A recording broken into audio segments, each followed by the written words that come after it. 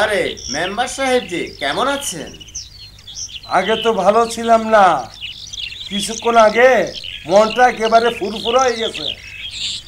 তা মাস্টার সাহেব, শুনলাম আপনার মাইয়াটা বিয়ে দেওয়ার লাই চিন্তা ভাবনা করতেছেন। হ্যাঁ, কিন্তু এখনো পর্যন্ত ভালো পাত্রের সন্ধান পাইনি।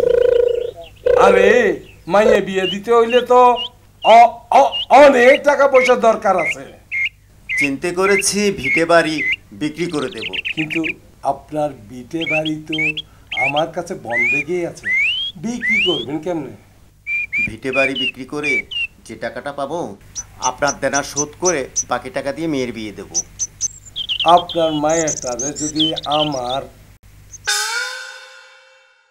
3 নাম্বার বিবি করে আমার হাতে তুলে দেন, তাহলে জায়গাটাও থাকলো, মায়েরটারও বিয়ে হইল।